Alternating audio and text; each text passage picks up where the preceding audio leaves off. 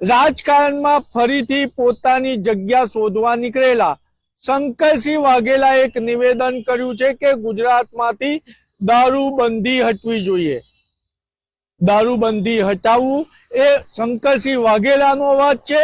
ત્યારે મંતવ્ય ન્યૂઝ વડોદરાના નાગરિકોનો અવાજ લેવા પહોંચ્યું છે કે શું ગાંધીના ગુજરાતમાં કે ગૌરવવંતી ગુજરાતમાં થી દારૂબંધી હટવી જોઈએ।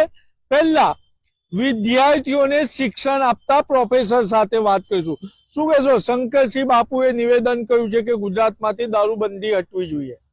ગુજરાતમાં દારૂબંધી છે એટલે ઘણી બધી વસ્તુ પરિસ્થિતિ સારી છે। આપણે જોયું છે કે દારૂબંધી હોવા છતાં બી નબીરાઓ જ્યારે દારૂ પીને ચિક્કાર ગાડીઓ હંકારે છે તો ઘણા અકસ્માત થાય છે। તો શું આ દારૂબંધી ખુલવાથી આવા પરિસ્થિતિ બગડશે વધારે? બીજું આપણે જોઈએ છે કે ઘણી જગ્યાએ અસામાજિક જે તત્વો હોય છે એના બી શું કહેવાય કે દારૂના લીધે આપણને એના ત્રાસ ને બધું જોવા મળે છે।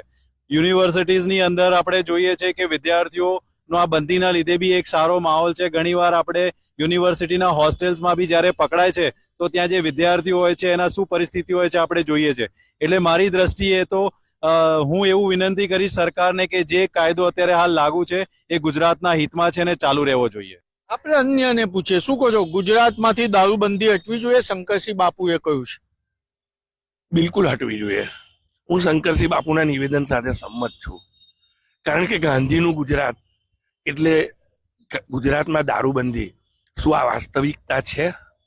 કદાચ મારું અંગત મંતવ્ય છે કે આ વાસ્તવિકતા માત્ર કાગળ પર છે, અને જો ઘણી બધી અન્ય સ્ત્રોતોથી દારૂ મળતો જ હોય અને પીવાતો જ હોય તો કદાચ ગવર્મેન્ટ એને વેલ ઓર્ગેનાઇઝ થઈ અને પરમિશન લઈને જે રીતે પી શકાય છે એ રીતે પરમિશન લઈને વેચી પણ શકાય છે।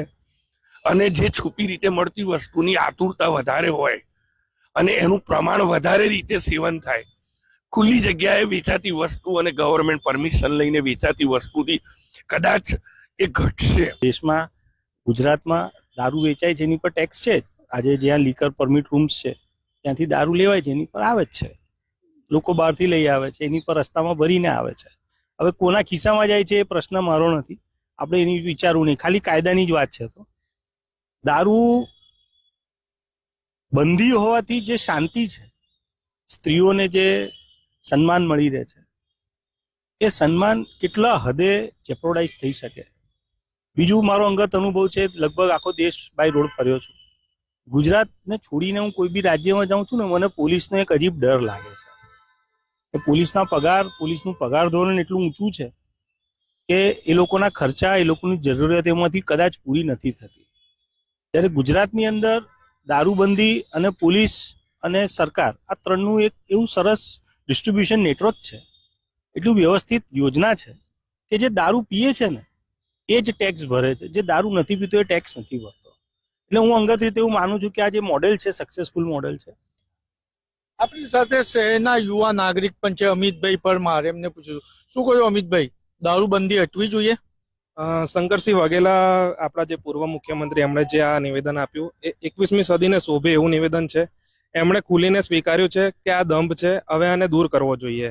રહી વાત આપણે જે મહિલા સુરક્ષાની વાતો ચાલે છે, તો ગુજરાતમાં ગુજરાત પોલીસમાં અંદાજે 32,000 જગ્યાઓ ખાલી પડી છે, જેમાં મોટા મોટા હોદ્દાઓ પણ ખાલી છે। જે પોલીસવાળા અત્યારે નોકરી કરે છે એમને 24 કલાક નોકરી કરાવવામાં આવે છે, એ લોકોનો પગાર ઓછો છે। તમે નેશનલ લેવલ પર કમ્પેર કરશો તો એમનો પગાર ઓછો છે, એટલે એ એક રીતે ભ્રષ્ટાચાર પણ કરી રહ્યું છે દારૂબંધી। ગુજરાતમાંથી દારૂબંધી અંગે જે શંકરસિંહ વાઘેલા બાપુએ જે રીતનું સ્ટેટમેન્ટ કર્યું છે એ જ્યારે મુખ્યમંત્રી હતા ત્યારે પણ એ દારૂબંધી હટાવી શક્યા નથી।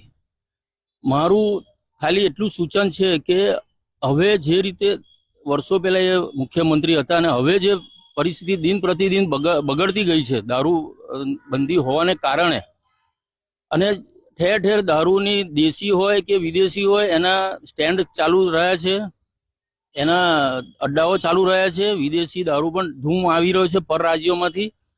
એનું અને સરકાર વચ્ચેનું, પર રાજ્યોના વેપારીઓ, દારૂના વેપારીઓ અને સરકાર વચ્ચેનું જે ગઠબંધન છે, જે અમીશભાઈએ કીધું કે જે ટેક્સ લેવામાં આવતો નથી એ ટેક્સ મળવાને પાત્ર છે, પણ હું એવું કહીશ કે જે ત્યાંથી જે દારૂ વેચવા માટે અહીં મોકલનારા વેપારીઓ છે એ લોકો પાસેથી પણ એટલા જ હપ્તા ઉઘરાવવામાં આવે છે ગુજરાત સરકાર તરફથી।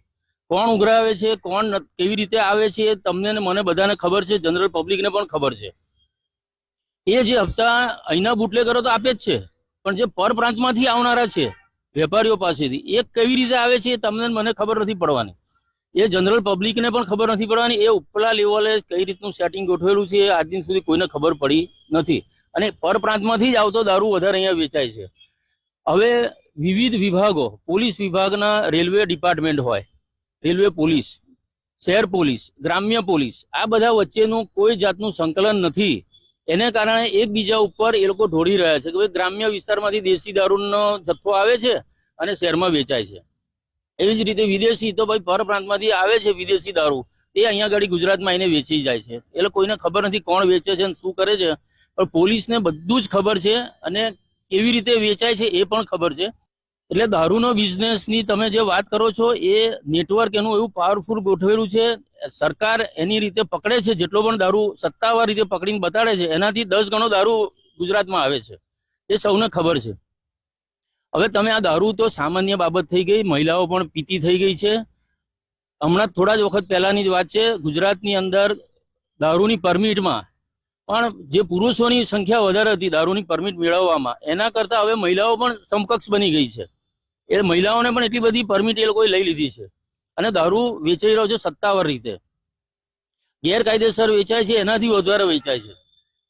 હું ગુજરાત સરકારની જ ખાલી એક મુદ્દાની મહત્વની વાત કરું કે એક બાજુ સારી રીતે વેપાર કરનારા વેપારીઓ રાત્રે 11 વાગે આજે પણ પોલીસ દુકાનો અને રેસ્ટોરન્ટ ને બધું બંધ કરાવવા નીકળી પડે છે. આખા અત્યારે વડોદરામાં જે તાજેતરમાં ભાજપના કાર્યકર્તાના દીકરાની હત્યા થઈ એ પછી આખા વડોદરાની અંદર રાત્રે 11 વાગે બંધ કરાવવા નીકળી પડે છે. મારું એટલું જ કેવું છે, સીસીટીવી મૂકેલા છે આખા વડોદરા શહેરના ચારે બાજુ. તમે જોશો તો ગોલ્ડન ચોકડીથી લઈને જે બાયપાસથી જે એન્ટ્રીના રસ્તા છે ત્યાંથી એટલે કેરિયરો જે કહેવાય મોટરસાયકલ ઉપર આખા કોથળા ભરીને મૂકીને લઈને આવે છે, એ સીસીટીવીમાં ક્યારેય ઝડપાતા નથી. અને આપણા જેવા તમારા મારા જેવા સાદા સિમ્પલ જે વાહન ચાલકો છે એ લોકોને ઈ મેમો આપીને લાખો રૂપિયાનો દંડ વસૂલ કરવાની વાતો કરે છે. તો આ દારૂ જે લઈને આવનારા છે એને પોલીસ પકડી શકતી નથી. કેમ નથી પકડી? તો આ જે હપ્તાની બાજી હપ્તાખોરી જે ચાલી રહી છે એ આ સ્પષ્ટ જણાઈ આવે છે. હવે આ વાત થઈ દારૂબંધીની. એના કરતા હવે આગળ વધીને હું તમને વાત કરું તો ગુજરાતમાં જે રીતે ડ્રગ્સના સ્ટેન્ડો ખુલી ગયા છે, ઉડતા પંજાબની જેમ ઉડતા ગુજરાત દરેક જગ્યાએ આપણે સાંભળી રહ્યા છે. વડોદરામાં હોય કે ગુજરાતમાં કોઈ પણ સ્થળ તમે જોઈ લો, મોટા શહેરોની અંદર આ દૂષણ દિન પ્રતિદિન વધી રહ્યું છે. દારૂ કરતા હવે ડ્રગ્સ ઉપર માંથી એ લોકોને વધારે હપ્તા મળી રહ્યા લાગે છે. અને ખાનગી પોર્ટ શરૂ થઈ ગયા, એને કારણે પણ ત્યાંથી પણ વિદેશથી જે ડ્રગ્સ આવે છે એ ખાનગી પોર્ટ ઉપર ઉતરે છે અને આખા ગુજરાતની અંદર એનું નેટવર્ક ચાલી રહ્યું છે. હવે એનો હપ્તા કેટલા હશે તો તમને મને હજી ખબર નથી પડી. આ હતા વડોદરાના નાગરિકનો અવાજ ને હવે મારો અવાજ. વડોદરામાં બરોડા ડેરી આવી છે ને બરોડા ડેરીમાં હજારો લીટર દૂધ રોજ આવે છે અને વેચાણ થાય છે. પરંતુ વડોદરાની વાત કરીએ તો વડોદરા ડેરીમાં થી નીકળેલું દૂધ વડોદરામાં સાંજે શોધવું મુશ્કેલ છે, પરંતુ દારૂની હોમ ડિલિવરી થાય છે. એટલે દારૂબંધી ક્યાં છે એ તો ચર્ચા અને પ્રશ્નાર્થ ચિહ્ન જ રહેશે. કેમેરામેન કેતન સિંધે સાથે નિલેશ બ્રહ્મભટ્ટ, મંતવ્ય ન્યૂઝ, વડોદરા.